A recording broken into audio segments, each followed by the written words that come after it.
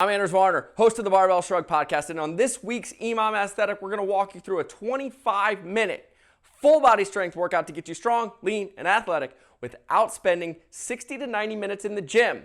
We're going to walk you through how we write EMOM Aesthetics workouts, what movement patterns we're looking for, why we choose the exercises that we choose, the rep schemes and the sets that you're going to be doing in this workout, and if you love this workout, make sure you like, subscribe, hit the bell so you get all the notifications. And in the description right now is a link to a free download so you can get 7 days of free workouts in the EMOM Aesthetics method, which is our path to getting strong, lean, and athletic without spending 60 to 90 minutes in the gym. For busy people, it's my training program because I'm busy because I got a business.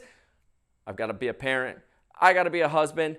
And somehow I got to get my fitness in. Let's get into it.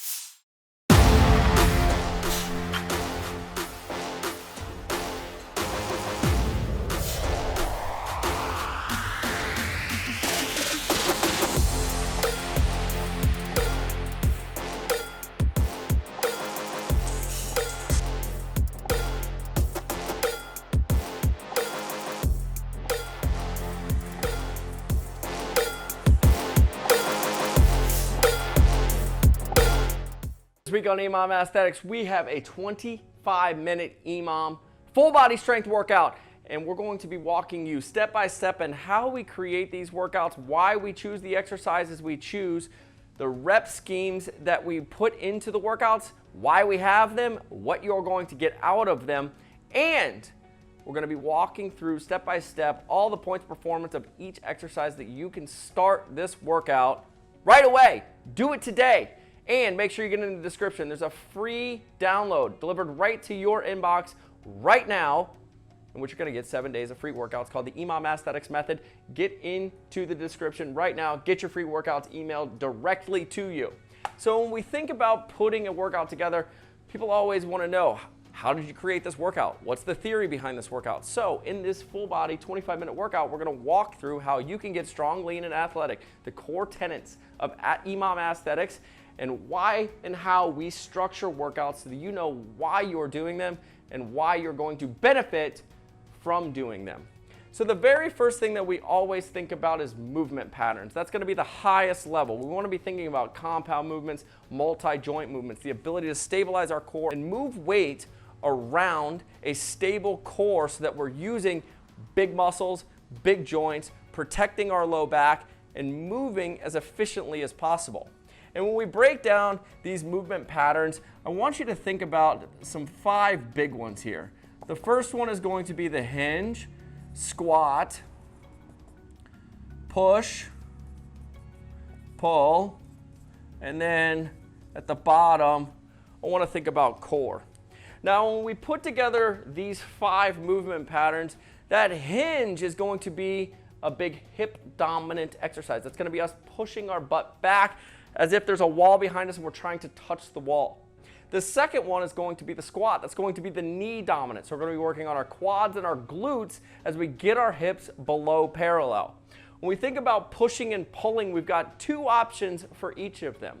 The horizontal push, most likely seen in something like a push-up or a bench press.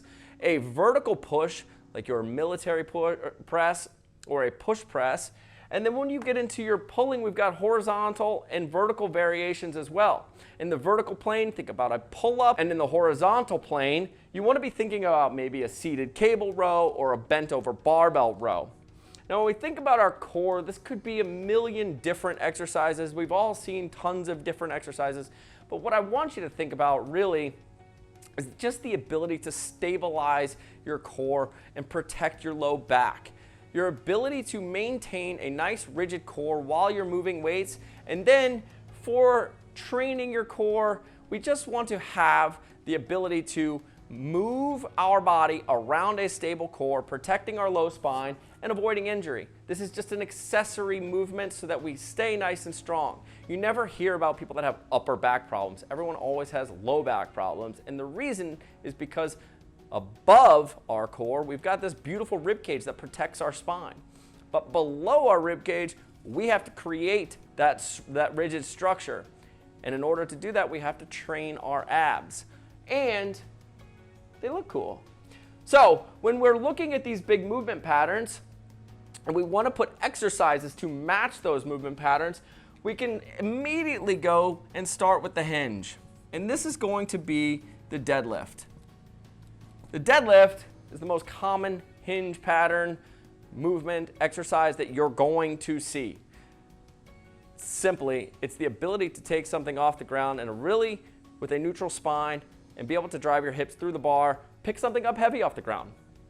In the squat, we're looking at a knee dominant, and we're going to start with the front squat. Remember, this is going to be a knee dominant movement in which we're prioritizing the quad and the glute. In the push, we're going to be going push press. This is one of my favorite movements because not only are we getting the vertical pressing movement, but we're also getting a lot of athleticism because we have a dip and a drive. So we're using the ground, we're producing force off the ground, driving it through our body and up and overhead. Push press is a phenomenal exercise. Many times the military press can be very frustrating because it's a really difficult, challenging movement. So if we get some momentum and we get to use our legs, we get all the benefit of the strict press by lifting heavy load, and we get a lot of the athleticism that we miss in the strict press because we're able to use our legs, driving that energy through our body. In the pull, we're going to be going back to Old Faithful, the pull-up. And for our core, I want to do some fun V-ups because V-ups are awesome, working on a lot of hip flexion. And then in the pull-up, of course, it's the one that everybody knows, right? We want to make sure that we're pulling from our lat and finishing elbows in nice and tight to our body. We're going to walk, in the second part, we're going to walk through proper form and technique and all this so you can do these exercises, feel safe, feel strong, get lean, stay athletic. It's going to be beautiful. Now, when we get into these rep ranges, with the core tenets being getting strong, lean, and athletic, in none of that definition do we want to be testing 1-rep maxes. It's just not something we're that interested in. It's not really building a ton of muscle. Yes, it makes you stronger. Strength is a part of hypertrophy, but for the most part, we want to stay in rep ranges that are more hypertrophy focused. Now, in order for us to be in a hypertrophy focused rep range, we have to understand the mechanisms of building muscle or hypertrophy. And mechanical tension is the very first thing that we want to think about. So mechanical tension, we're going to start with our deadlift, but we want to be thinking about 1s to 5s. That's going to be the sweet spot for mechanical tension. That's going to be, if there was a single word that we could put to mechanical tension, it's strong. That's going to be us adding a lot of external load and moving it around with really high quality movement for 1 to 5 reps. For the second piece, we can start to get into maybe some 6s and 7s. It's going to be kind of an intermediate range, right? We're going to be able to lift heavier loads, and at the same time, it's a little bit higher rep ranges. There's no exact science to a 6 and a 7 being good for hypertrophy or bad for hypertrophy.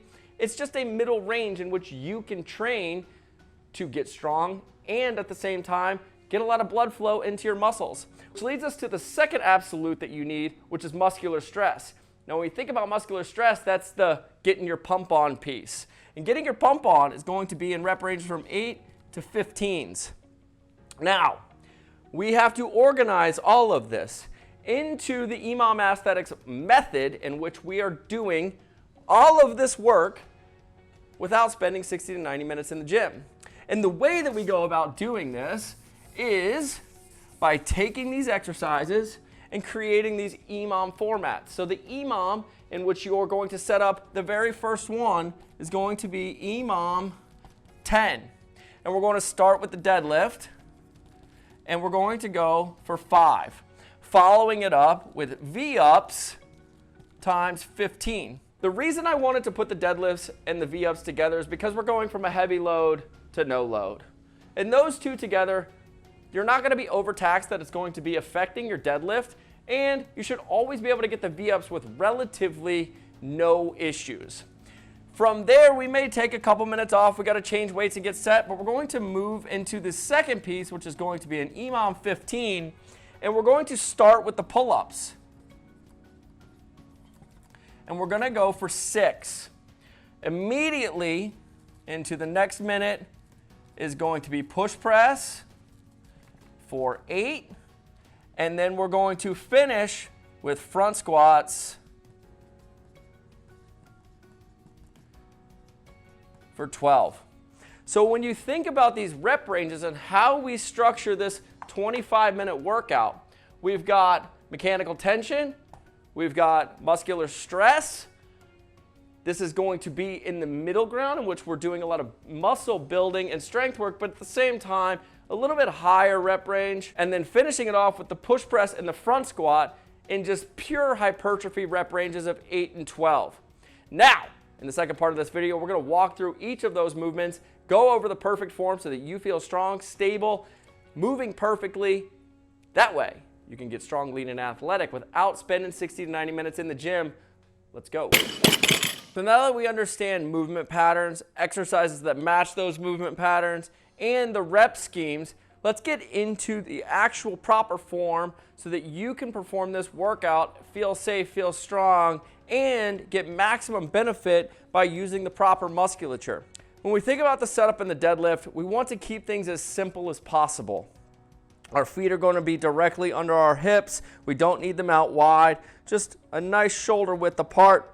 And from here, we're going to tighten our abs up. We're going to breathe into our belly and create a rigid structure in our belly to protect our low back. From here, we want to reach back with our hips. Hands are going to be down, a slight bend in the knee, and then driving the ground away, finishing with the bar at our hips.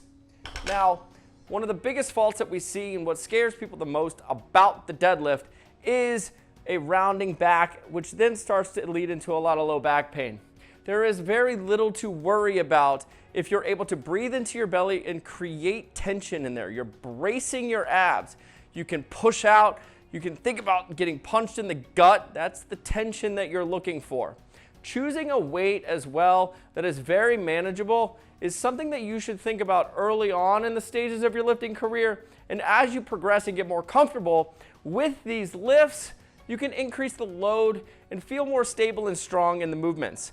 But the very general idea, feet under our hips, squeezing our butt, pushing our hips back.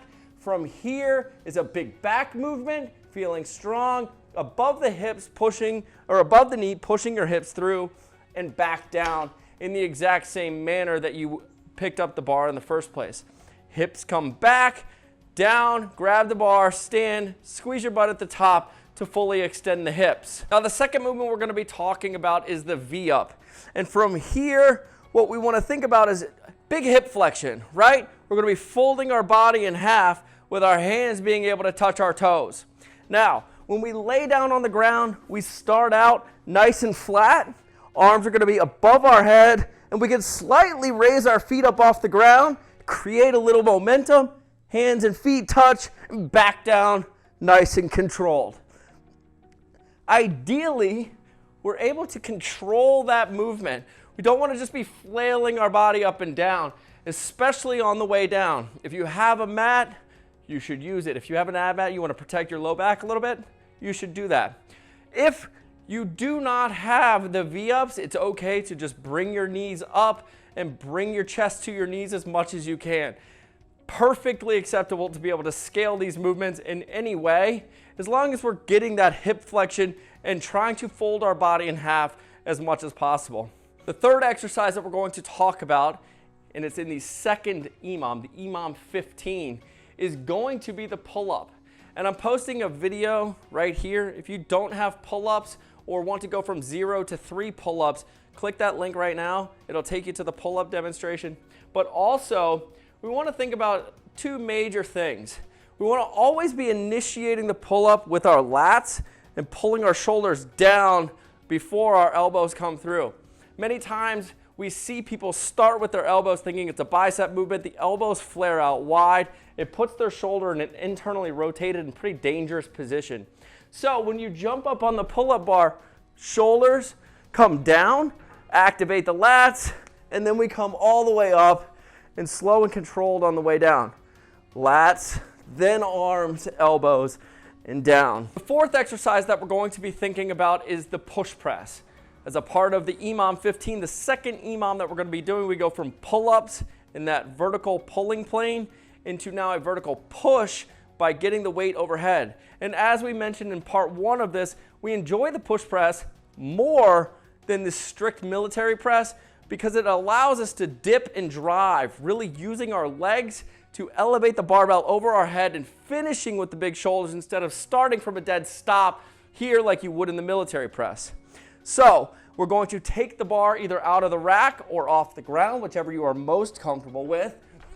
And what we want to think about from here is a nice dip drive and then straight overhead.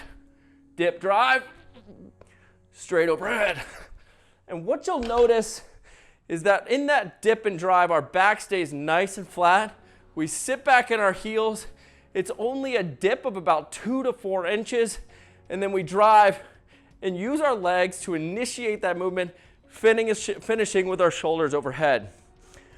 Once we get done with those, the final minute in that 15-minute EMOM is going to be the front squat.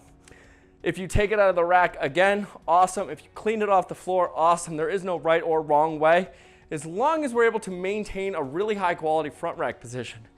And what I mean by that is being able to grab the full bar, get our elbows as high as possible, a nice squat position with our feet slightly outside our hips, pushing those hips back, and then our ability to sit all the way down. So when we clean it off the ground, good front rack, bars across our shoulders. We're going to sit all the way down, stand back up, all the way down, and back up. Make sure those hips come back. We're driving those knees out over our toes. We're squeezing our glutes throughout the movement and getting full depth so that our hips go below our knees, and we're actually going to get a nice little stretch in our quads with a lot of focus on the quads because of the front squat. EMOM aesthetics, strong, lean, athletic for busy people that don't have 60 to 90 minutes to spend in the gym every day. I'm busy, I'm a dad, I own a business, I gotta be a husband, I got a lot of things to do. I still wanna be strong, I still wanna be lean, I still wanna be athletic, and that's why I choose EMOM aesthetics. There's a link in the description right now to get 7 days of workouts sent to your email for free. We look forward to hanging out with you, and we'll see you guys next week.